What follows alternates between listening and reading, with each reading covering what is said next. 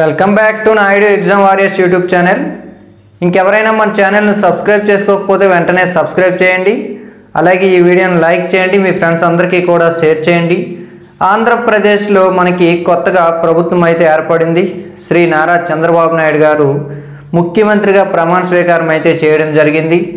ఈ ముఖ్యమంత్రిగా ప్రమాణ స్వీకారం చేయడానికి ముఖ్య కారణం యూత్ అంతా కూడా కంప్లీట్గా నారా చంద్రబాబు నాయుడుకి అయితే కావచ్చు, పవన్ కళ్యాణ్ గారికి అయితే కావచ్చు, అందరూ కూడా మద్దతు తెలిపి అంతా కష్టపడి ఈ కూటమి ప్రభుత్వాన్ని అయితే గెలిపించుకోవడం జరిగింది.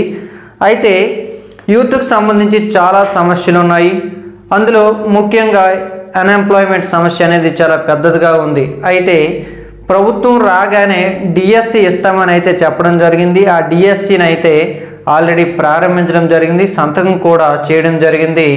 మనకి డిసెంబర్ 31, 2024 లోపు ఈ రిక్రూట్మెంట్ కంప్లీట్ చేస్తామని కూడా చెప్పడం జరిగింది. అయితే డిఎస్సితో పాటుగా డిఫరెంట్ ఉద్యోగాలకు ప్రిపేర్ అవుతున్నటువంటి చాలామంది అభ్యర్థులు అయితే ఉన్నారు.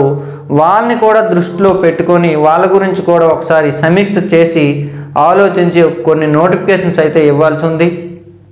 అందులో అతి ముఖ్యమైనది ఏమిటంటే ఏపీఎస్ఎల్, పిఆర్బి, ఎస్ఐ మరియు కానిస్టేబుల్ నోటిఫికేషన్ అండి.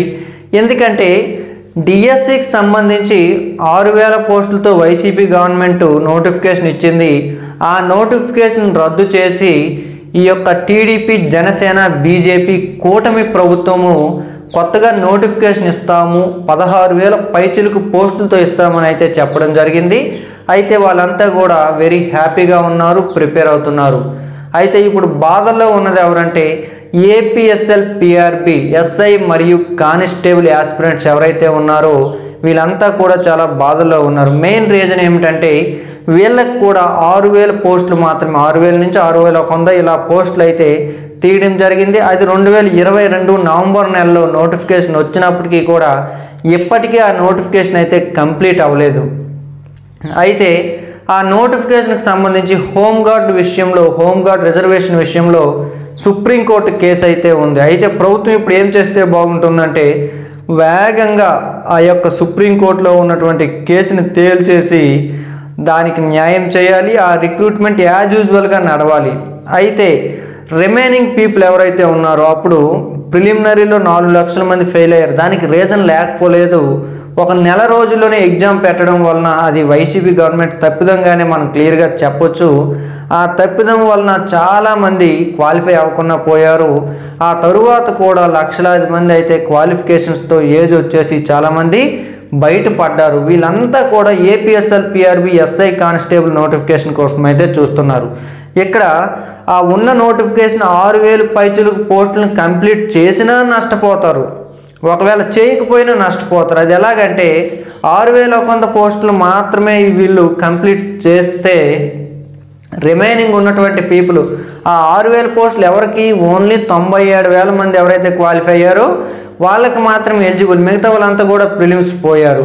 అలాగని చెప్పేసి అవి చేయకపోతే ఈ 97,000 మంది ఇంతవరకు చాలా కష్టపడ్డారు, వీళ్ళంతా కూడా తీవ్రంగా నష్టపోతారు. అయితే ఇప్పుడు ప్రభుత్వం ఏం చేయాలంటే ఈ 6,000 పోస్టులు రిక్రూట్మెంట్ సజావుగా నడవాలి. ఇమీడియట్గా మరొక నోటిఫికేషన్ కూడా ఇవ్వాలి, అట్లీస్ట్ డేట్స్ అయినా ఇవ్వాలి. ఈ టైంలో నోటిఫికేషన్ వస్తుంది, ఇన్ని పోస్టులకు నోటిఫికేషన్ ఉంటుంది, మీరు చదవండి, మీరు ప్రాక్టీస్ చేయండి అని చెప్పేసి ఒక భరోసా ఇస్తే ఈ కూటమి గవర్నమెంట్ వచ్చినందుకు మనందరికీ కూడా చాలా సంతోషంగా ఉంటుంది. ఎందుకంటే 2022లో వచ్చిన నోటిఫికేషన్ ఇప్పటికీ క్లియర్ అవ్వలేదు. మీరందరూ ఒకసారి ఆలోచించండి. టీడీపీ లాస్ట్ గవర్నమెంట్లో కూడా చాలా చిన్న నోటిఫికేషన్ వచ్చింది, 3,000 లోపు పోస్టులతో వచ్చింది. అది ఎప్పుడు 2016లో ఒక 6,000, 7,000 పోస్టులతో నోటిఫికేషన్ వచ్చినప్పటికీ కూడా గడిచిన 10 సంవత్సరాల్లో ఆంధ్రప్రదేశ్ ప్రభుత్వంలో, మన విభజిత ఆంధ్రప్రదేశ్ ప్రభుత్వంలో ఒక పెద్ద ఎస్ఐ కానిస్టేబుల్ నోటిఫికేషన్ అయితే రాలేదు.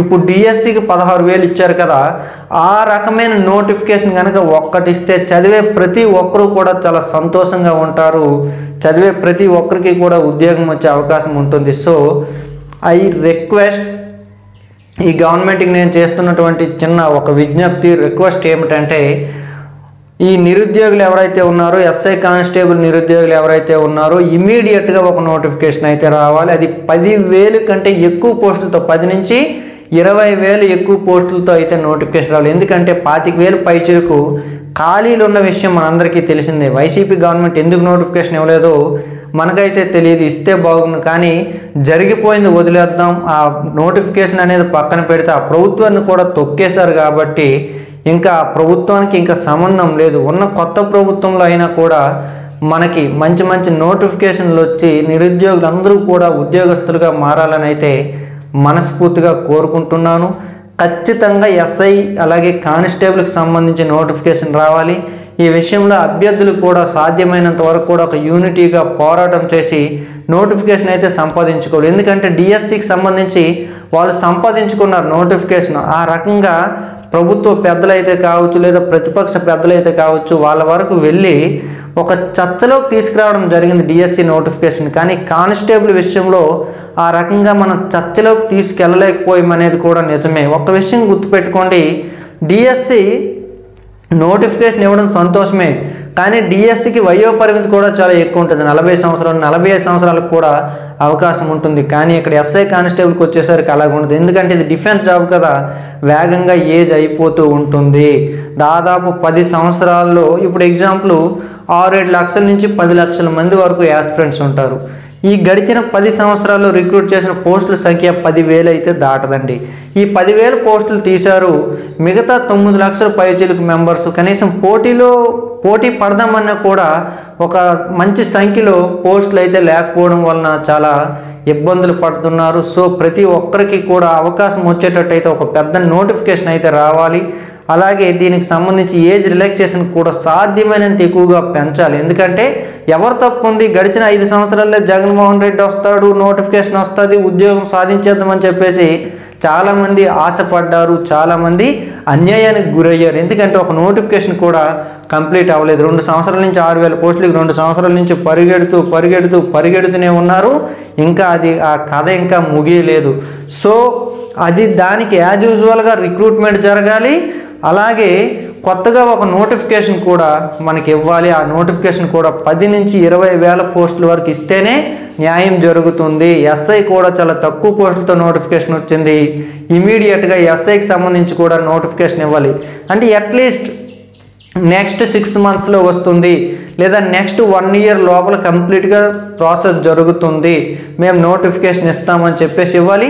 అలాగే ఈ 6,000 పైచిలకు పోస్టులు ఏవైతే ఉన్నాయో వీటికి సంబంధించి కనుక మొన్న మీరు తెలంగాణలో చూడండి, తెలంగాణలో బీఆర్ఎస్ ప్రభుత్వం ఉన్నప్పుడు హైకోర్టులో కేసు ఉంది కానిస్టేబుల్కి సంబంధించి.